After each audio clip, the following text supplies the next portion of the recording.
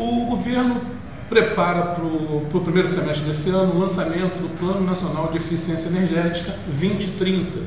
E um dos itens fundamentais para o sucesso desse plano é exatamente a medição e verificação dos projetos de eficiência energética. O governo, com esse plano, quer obter um resultado de uma economia de 10% no consumo de energia elétrica do país. Fernando Milanês, qual a importância da medição e verificação para o sucesso desse Plano Nacional de Eficiência Energética? Bom, só se pode obter resultado de um projeto aplicado, seja de eficiência, seja de cogeração, seja de geração distribuída ou alternativa, se as grandezas que significam o resultado das ações executadas venham a ser medidas. Se não houver medição dessas grandezas, não há como caracterizar os resultados obtidos através de um cálculo inicial, a partir de um pré-diagnóstico, que é exatamente o documento utilizado para que se avalie, primeiramente, se o projeto é eficientemente no sentido de trazer um retorno financeiro para o investimento ou não.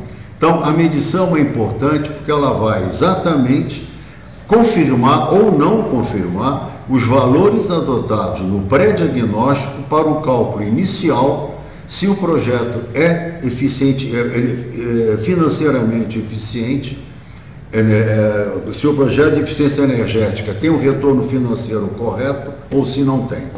Certo. Essa meta do Plano Nacional de Eficiência Energética de 10%, como o senhor avalia essa meta?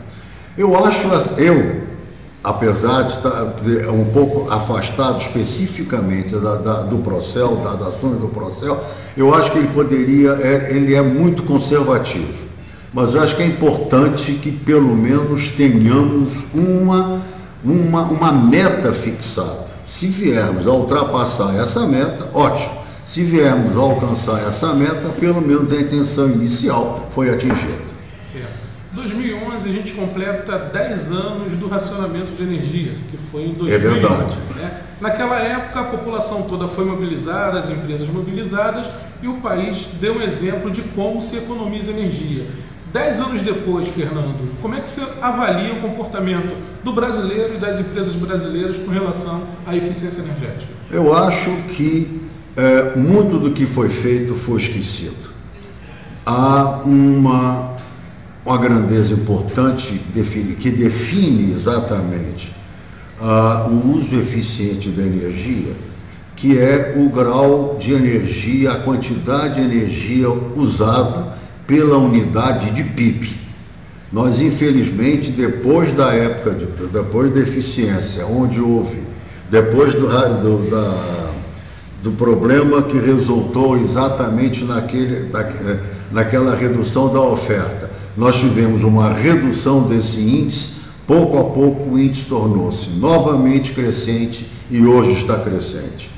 Eu acho que muita coisa do que foi feito foi esquecida, o que é uma pena. Tá. Eu tenho visto que as indústrias têm falado mais na questão da eficiência energética. Como o senhor avalia a questão dentro do setor industrial? Eu acho que as indústrias estão começando a se interessar porque a energia, o preço da energia está subindo. Agora, por exemplo, com a crise no Oriente Médio, aquelas empresas que utilizam derivados de petróleo estão realmente enfrentando uma subida do custo do combustível. Apesar de ler no jornal hoje que o preço da gasolina e do diesel será mantido, provavelmente o óleo combustível terá seu preço elevado. Não sei o posicionamento do gás, mas realmente uma ação de eficiência energética sobre os processos de fabricação trariam efetivamente economia para essas indústrias. Eu acho que é isso que elas procuram. Onde estão as maiores perdas de energia no Brasil, Fernando? As maiores perdas de energia no Brasil, bom, nós temos primeiro as perdas no transporte de energia. Então, essa perda no setor elétrico é razoável no nível de transmissão, mas no nível de distribuição a perda se confunde com o gato, com o roubo de energia, e ela ultrapassa a média da qual esperávamos que fosse compatível com o grau de desenvolvimento do Brasil. A questão da utilização de outros combustíveis na finalidade de produzir energia, produzir calor, essa eficiência seria maior se nós não produzíssemos energia elétrica e energia térmica separadamente. Se fosse dada uma atenção maior à cogeração, em que a energia térmica e a energia elétrica se complementam, fornecendo inclusive uma eficiência do sistema que ultrapassa 75%, nós teríamos uma perda menor no uso de energia térmica nesse país. Certo. As empresas distribuidoras, por lei, elas têm que investir um percentual de suas receitas em programas de eficiência energética. Como o senhor avalia os resultados obtidos pelas empresas com esses programas? Eu acho que esses programas trouxeram resultado. A única tristeza que eu tenho nisso tudo é que esses resultados todos foram trazidos, muitos deles foram trazidos com processos não muito, digamos, seguros de medição, e nenhum deles teve avaliada a precisão do resultado obtido. Não há ainda entre nós a preocupação em calcular a qualidade estatística das medidas executadas e a qualidade dos resultados obtidos. Isso é uma preocupação que será passada nesse treinamento que será feito, porque é importante que se saiba a precisão do resultado que nós estamos alcançando.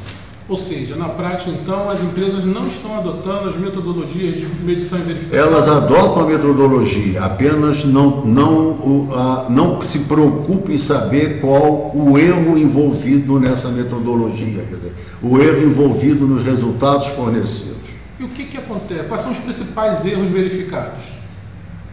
Não são propriamente erros, são, digamos, uma falta de informação, no sentido que a gente não sabe. Se você, por exemplo, admite que um determinado resultado apresentou 70% de eficiência, você não sabe se esse 70% tem 10% de erro, ou se tem 5% ou se tem 20% de erro. Então isso pode tornar, digamos, um projeto que originalmente foi considerado um projeto rentável, não rentável pela utilização errada, pela medição com qualidade inferior, ou com um número inferior, ou com uma amostragem não adequada às medições que foram feitas. Isso exige um atendimento e um segmento, um atendimento maior ao que caracteriza o que é definido pelo Protocolo Internacional de Medição e Verificação.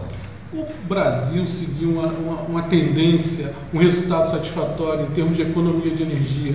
Qual é o papel das ESCOs?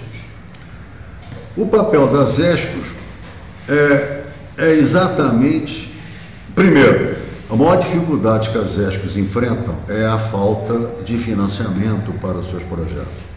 A ESCO normalmente é uma empresa que não é uma empresa de grande capital. Então, a ESCO não tem recursos, normalmente, para investir nos equipamentos necessários à elevação da eficiência. Nós temos um programa apresentado pelo BNDES, que é o Proesco, que foi entregue ao gerenciamento dos bancos privados, e esses bancos não têm vivência com eficiência energética.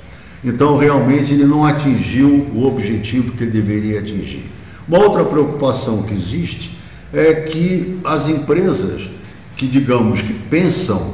as empresas industriais, que pensem em utilizar os seus próprios recursos, não têm um fundo de garantia, no sentido de que o seguro contra qualquer falha nesse processo é um seguro de custo elevado.